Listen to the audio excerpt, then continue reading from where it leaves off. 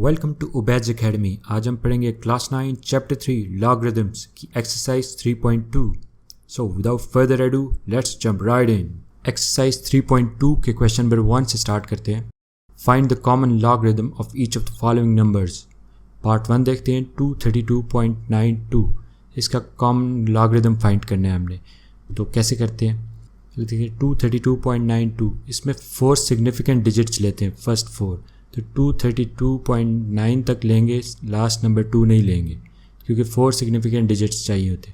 तो ये decimal number है, जो जहाँ पर भी हो इसको फर्स्ट डिजिट के आगे हम जंप करके लिख लेते हैं। फर्स्ट डिजिट के बाद आएगा तो इसका बन जाएगा 2.329 इंटू 10⁻²।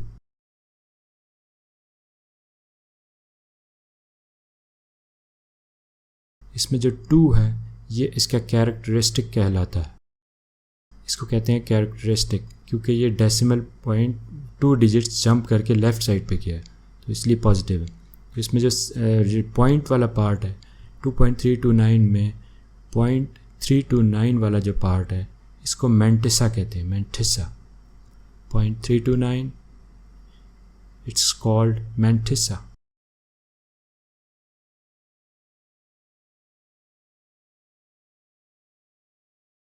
चलिए देखते हैं इसका 232.92 का कैसे फाइंड करना है। इसमें जो फर्स्ट 4 सिग्निफिकेंट डिजिट्स हैं चार्ट के ज़रिए हम फाइंड करेंगे। 232.9 तो 23 जो रो है लॉगरिथम चार्ट की उसको हम देखेंगे। 23 रो लॉगरिथम चार्ट की हम देखेंगे। इसकी ये है 23। इसका कॉलम कौन सा है, next column 2। 23 row and column 2, इनकी कौन सी जगह है जहाँ पर इनकी वैल्यूज़ इंटरसेक्ट कर रही है।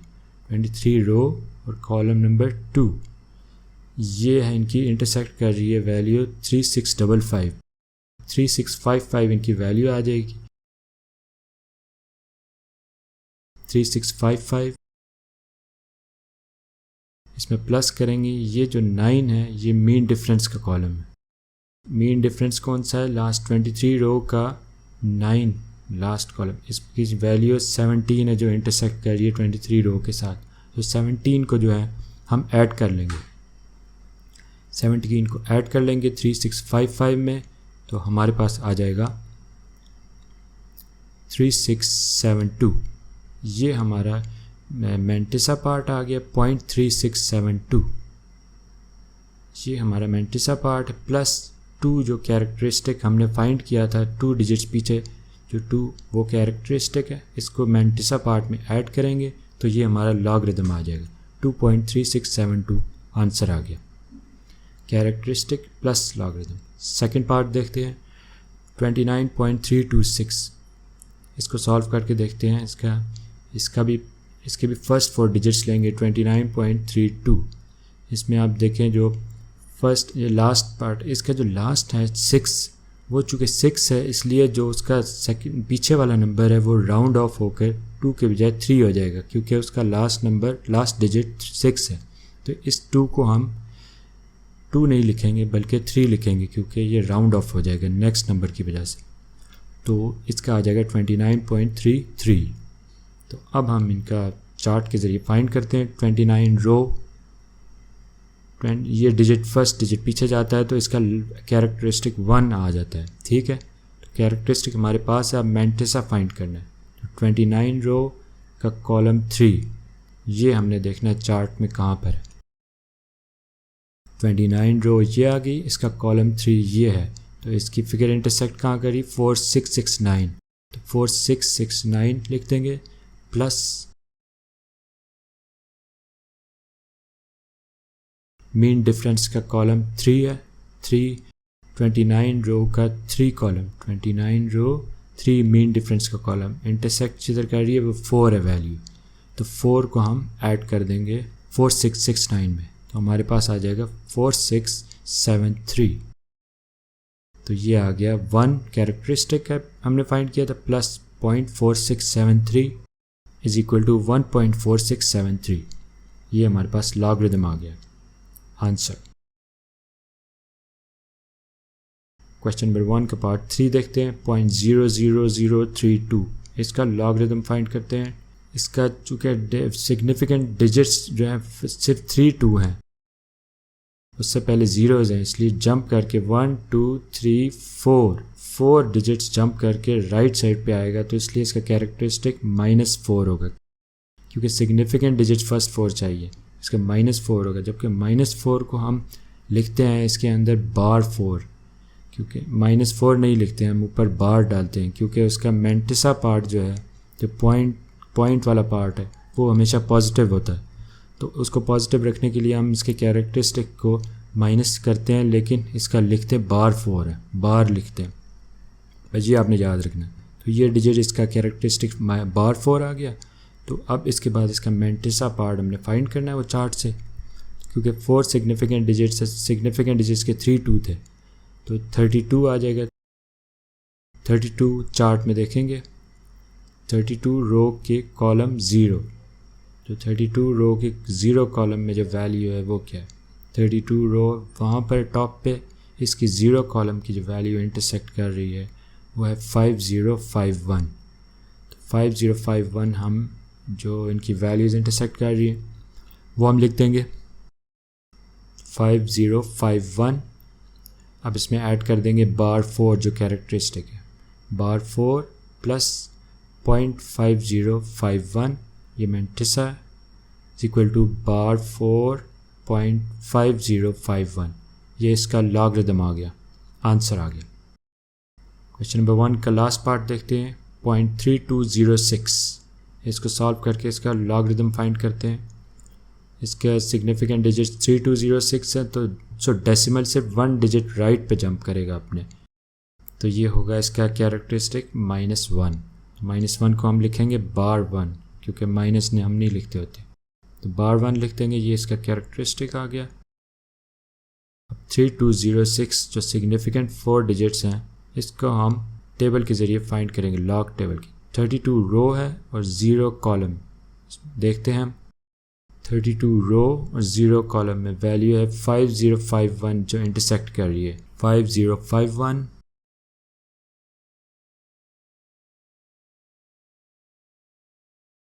प्लस 6 जो है उसका मीन डिफरेंस का कॉलम है, मीन डिफरेंस का कॉलम 6 है, वो देखते हैं 32 रो और मीन डिफरेंस का कॉलम 6 कहाँ इंटरसेक्ट कर रही है, वैल्यू 8 पे, 8 अब इस पर ऐड कर देंगे हम, 8 ऐड कर देंगे, 5051 प्लस 8 इज इक्वल टू 5059, इसमें ऐड कर देंगे bar1 plus 0.5059 is equal to bar1.5059, logarithm आ गया।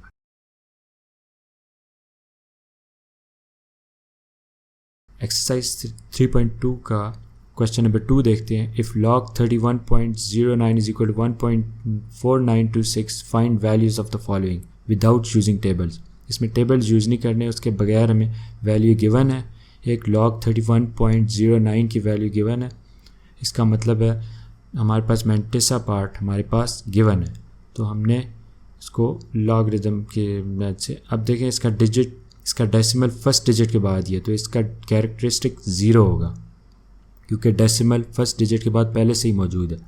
तो इसका कैरेक्टरिस्टिक अगर 0 है तो मेंटिसा पार्ट हमारे पास गिवन है क्वेश्चन में 0.4926, तो 0 प्लस 0.4926 इज इक्वल टू 0.4926, इसका लॉगरिदम, इसकी वैल्यू आ जाएगी, टेबल के बगैर हमने फाइंड 0.4926, ये इसकी वैल्यू आ गया, आंसर आ गया।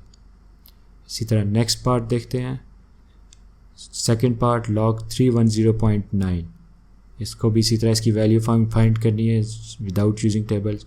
तो हमारे पास एक वैल्यू गिवन है, तो अब देखेंगे इसका जो कैरेक्टरिस्टिक है वो कितने डिजिट्स डेसिमल पॉइंट जंप करता है, 1 2 डिजिट्स जंप करके इसका डेसिमल आता है, तो इसका कैरेक्टरिस्टिक 2 हो जाएगा, इसका कैरेक्टरिस्टिक 2 हो गया। तो अब इसका जो मेंटिसा पार्ट है वो वही है 0.4926, 2 प्लस 0.4926 इसमें ऐड कर देंगे तो हमारे पास आ जाएगा 2.4926 आंसर आ गया। क्वेश्चन नंबर 2 का पार्ट 3 देखते हैं। लॉग 0.003109 इसको सॉल्व करते हैं। इसमें डेसिमल कितने डिजिट्स जंप करके राइट पे जाएगा? 1 2 3। तो चूँकि ये राइट पे गया तो इसका आ जाएगा -3 कैरेक्टरिस्टिक। -3 को हम लिखेंगे bar3 3 के ऊपर बार आ गई, ये कैरेक्टरिस्टिक आ गया। मैंटिसा पार्ट हमारे पास गिवन है 0.4926, तो आंसर आ जाएगा हमारे पास bar3 plus 0.4926 is equal to bar3 0.4926 answer आ गया। क्वेश्चन नंबर 2 का लास्ट पार्ट देखते हैं। लॉग 0.3109 इसको सॉल्व करते हैं। इसमें डेसिमल सिर्फ एक डिजिट राइट पे जंप करेगा, तो इसकी वजह से इसका कैरेक्टरिस्टिक बनेगा -1। तो -1 को हम लिख सकते हैं bar1 कैरेक्टरिस्टिक आ गया। तो मैंटिसा पार्ट गिवन है 0.4926, उसमें bar1 ऐड कर दिया 0.4926 इज इक्वल टू bar1 0.4926, ये हमारे पास आंसर आ गया। क्वेश्चन नंबर 3 देखते हैं। Find the numbers whose common logarithms are. 2 logarithms दिए हुए हैं, इनके नंबर्स फाइंड करने हैं हमने। तो नंबर्स हम किससे फाइंड करते हैं, देखते हैं। 3.5621 इसका नंबर्स फाइंड करना है जिसके लॉगरिदम ये भी, इसका मतलब है हमने एंटी लॉग फाइंड करना है। जिसके लॉगरिदम गिवन हो तो उसको हमने एंटी लॉग के टेबल्स की मदद से फाइंड करना होता है। एंटी लॉग किस तरह फाइंड करना है, तो वो हम देखते हैं, वो टेबल होता है एंटी लॉग, उसकी मदद से फाइंड करना है। इसका जो मैंटिसा पार्ट है 0.5621 जिसको मैंटिसा कहते हैं, इसको हम कंसिडर करेंगे, जबकि कैरेक्टरिस्टिक पार्ट जो है इसको कंसिडर नहीं करते। तो 0.5621 को टेबल से हम इसके नंबर्स फाइंड करेंगे, ठीक है। तो 0.5621, इसमें जो 0.56 है उसको हम पहले एंटी लॉग टेबल में देखेंगे, उसकी रो को 0.56 रो को देखेंगे एंटी लॉग टेबल में 2 कॉलम के साथ, 0.56 रो एंड कॉलम नंबर 2। तो ये एंटी लॉग टेबल है, 0.56 रो ये वाली और कॉलम नंबर 2 ये आ गया। तो ये इंटरसेक्ट कर रहे हैं 3648 पे जो वैल्यू है हमारे पास, तो 3648 लिख देंगे। 3648 प्लस ये जो 1 है इसका ये मीन डिफरेंस का कॉलम, 0.56 रो और 1 मीन डिफरेंस का कॉलम, इसकी वैल्यू आ गई 1 हम इसमें ऐड कर देंगे 3648 में, तो हमारे पास आ जाएगा 3649। तो ये जो कैरेक्टरिस्टिक अब फाइंड करना है, जो कैरेक्टरिस्टिक्स हमारे पास अगर 3 है तो इसमें हमेशा हमने +1 करना है। ऐसा हमने क्यों करना है ये हम एग्जांपल से समझ लेते हैं। फर्स्ट करेंगे एग्जांपल है 99.2, इसका कैरेक्टरिस्टिक क्या होगा,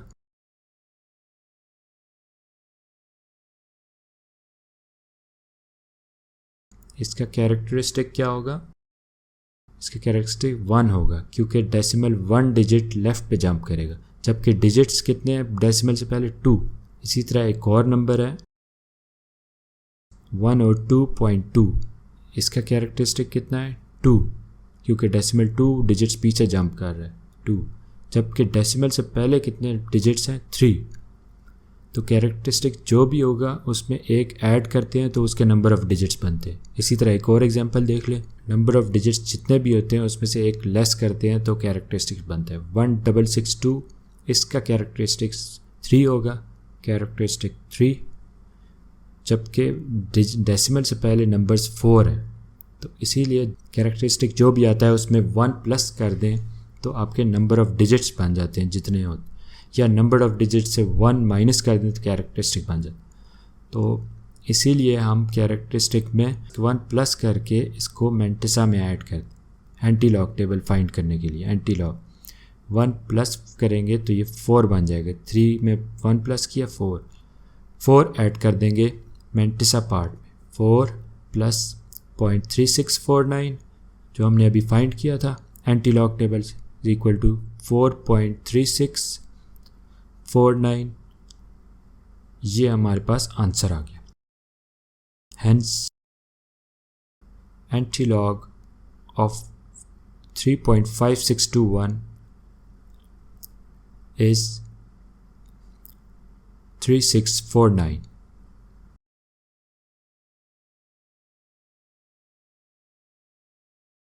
क्वेश्चन नंबर 3 का सेकंड पार्ट देखते हैं। बार 1.7427, इसका नंबर फाइंड करना है। ये भी लॉगरिथम गिवन है, तो इसमें जो मैंटिसा पार्ट है 0.7427 इसको कंसिडर करेंगे। तो 0.74 एंटी लॉग टेबल में रो आ गई और इसका कॉलम 2 है। इसको देखते हैं कहाँ पर वैल्यू इंटरसेक्ट कर रही है।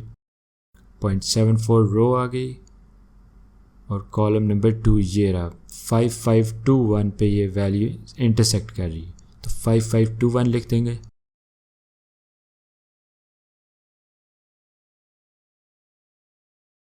प्लस 7 जो है वो मीन डिफरेंस का कॉलम है जो 0.74 की रो के साथ इंटरसेक्ट कर रहा है।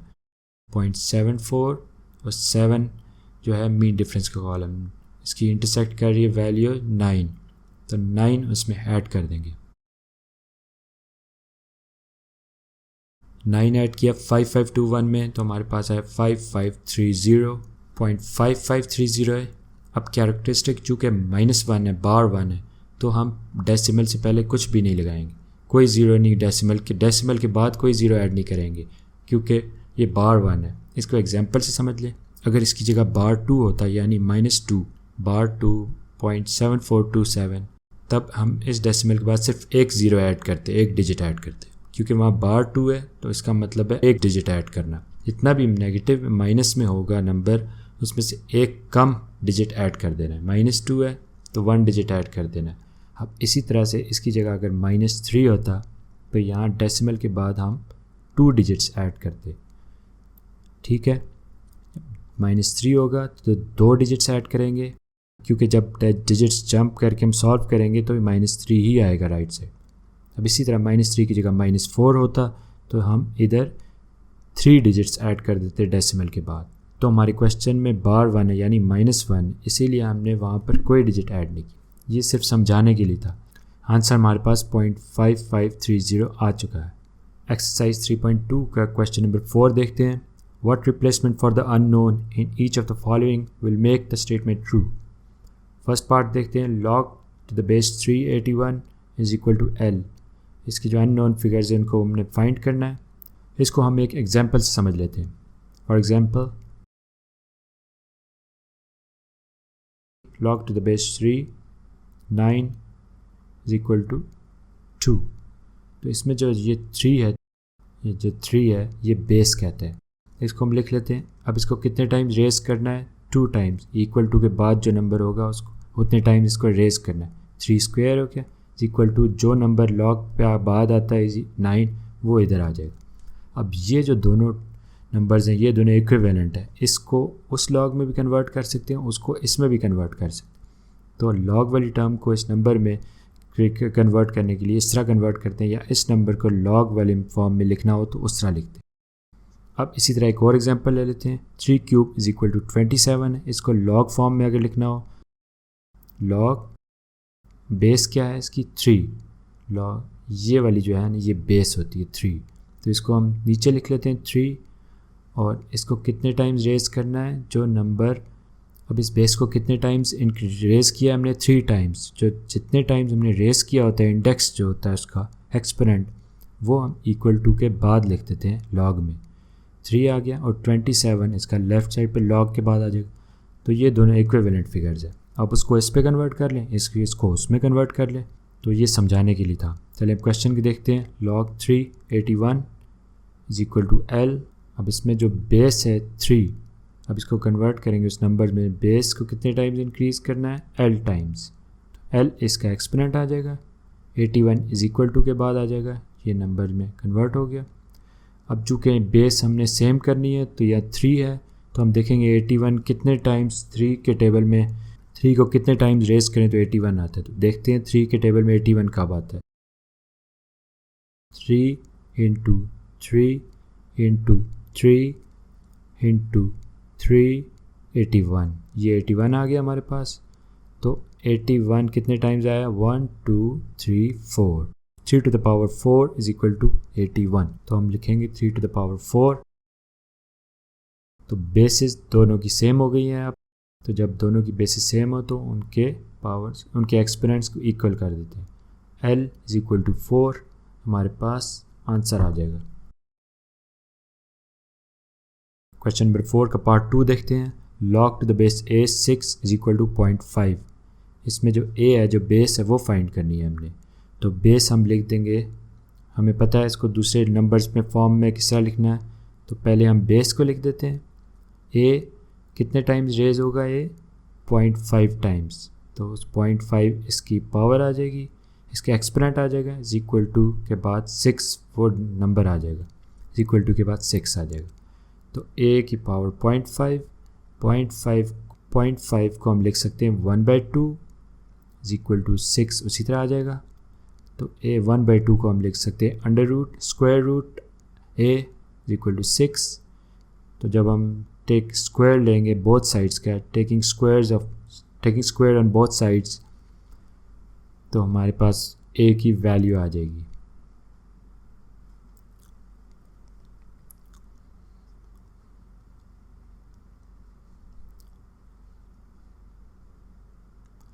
अब स्क्वायर लेते हैं इनका, under root a whole square is equal to 6 whole square. तो स्क्वायर अंडर रूट से कैंसिल हो जाएगा, a is equal to 36 answer आ जाएगा हमारा। क्वेश्चन नंबर 4 का पार्ट 3 देखते हैं। log to the base 5n is equal to 2। इसको सॉल्व करते हैं। इसमें जो n नंबर है वो फाइंड करना है। हमें पता है इसको किस तरह लिखते हैं। तो बेस 5 है, इसकी 5 लिख देंगे। कितने टाइम्स रेज होगा? ये रेज होगा 2 टाइम्स। तो इस पावर्स 2 आ गई, इज इक्वल टू n आ जाएगा यहाँ पर। तो ये तो हमारे पास गिवन वैल्यू फाइंड हो गई है, n is equal to 25, n is equal to 25 इसका आंसर आ जाएगा। क्वेश्चन नंबर 4 का लास्ट पार्ट देखते हैं। 10 to the power p is equal to 40। तो इसकी जो p है हमने वो फाइंड करना है। तो इसको फाइंड करने के लिए हम कहते हैं taking log on both sides.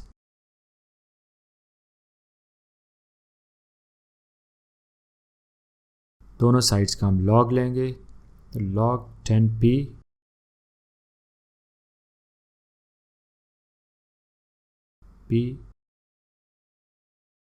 Is equal to log 40।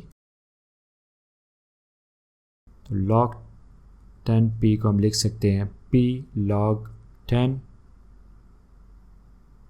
Is equal to log 40। अब हमें पता है log 10 1 के इक्वल होता है। log 10 आपको पता है इज इक्वल टू 1। जिस तरह log 100 जो होता है, इसी तरह log 100 2 के इक्वल होता है, और log 1000 3 के इक्वल होता है, एंड सो ऑन। तो log 10 हमें पता है ये 1 के इक्वल होता है। तो p इंटू 1 कर देंगे is equal to log 40। log 40 table पे फाइंड करते हैं। 40 रो और 0 कॉलम कहाँ पे इंटरसेक्ट कर रहा है? 6021 पे वैल्यू इंटरसेक्ट कर रही है। तो log 40 की वैल्यू आ जाएगी 0.6021। तो p इज इक्वल टू 0.6021 हमारे पास आंसर आ जाएगा। क्वेश्चन नंबर 5 को देखते हैं। एवेल्यूएट करना है, 2 पार्ट्स हैं। First part log to the base 2 into 1/128, इसको एवेल्यूएट करना है। चलिए करते हैं।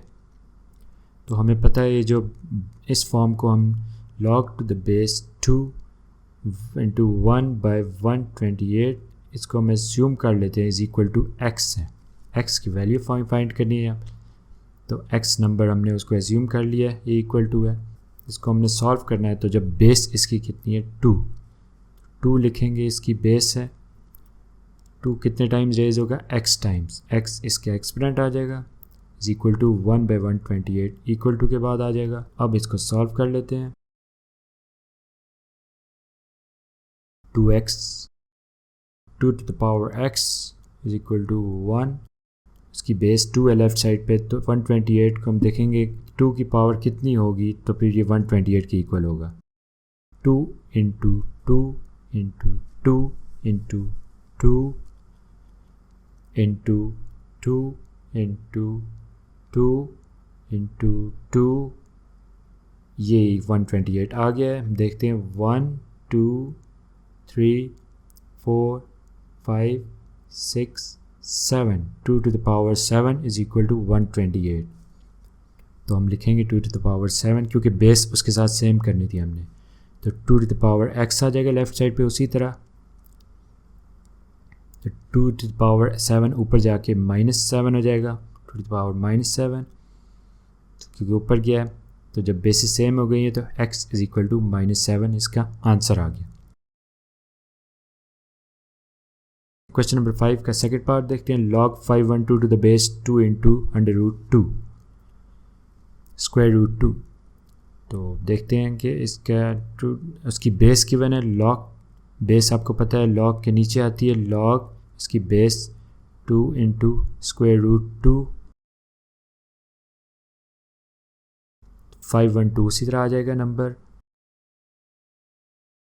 हम इसको एस्यूम करते हैं ये इज इक्वल टू x है, x हमने फाइंड करना है। तो बेस को हमने लिख देना है पहले, हमें पता है इसको दूसरी फॉर्म में जब लिखते हैं बेस कितने टाइम्स इंक्रीज़ होगा, x टाइम्स। तो 2 into square root 2 to whole power x is equal to 512 उसी तरह आ जाएगा नंबर। अब हम लिखेंगे 2 इंटू 2 की पावर 1/2 स्क्वायर रूट को हम लिख सकते हैं, x उसी तरह आ जाएगा इक्वल टू 512। तो 1/2 की पावर 1 है और 1/2 प्लस 1 इज इक्वल टू 3/2, 2 की पावर 3/2 आ जाएगी, x उसी तरह बाहर आ जाएगा इज इक्वल टू 512।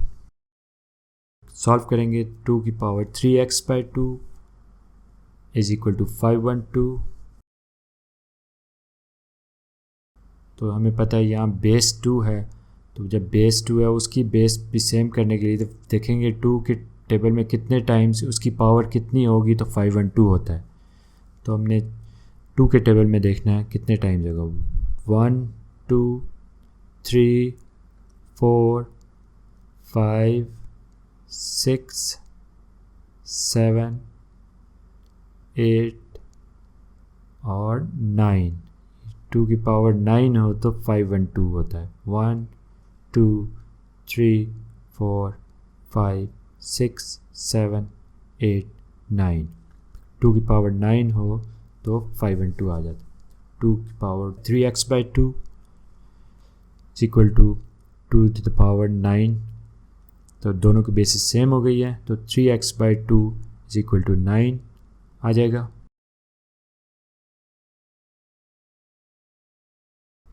टू वहाँ जाके मल्टीप्लाई हो जाएगा 9 के साथ, 3x is equal to 18।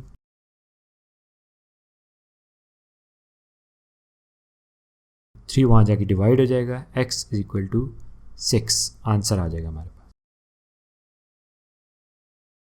Question number 6 देखते हैं। Find the value of x from the following statements. First part देखते हैं, log base 2x is equal to 5। इसकी x की वैल्यू फाइंड करनी है सब में, तो हमें पता है इसको दूसरी फॉर्म में कैसे लिखना है। इसकी बेस 2 है, कितने टाइम्स इंक्रीज़ होगा, 5 टाइम्स, उसकी पावर 5 आ गई इज इक्वल टू x इसी तरह आ जाएगा। x की वैल्यू हमारे पास आ गई, x 2 to the power 5 क्या होता है, 2 into 2 into 2 into 2 into 2 is equal to 32। 2 की पावर 5 हो तो 32 होता है, तो x की वैल्यू 32 होगी।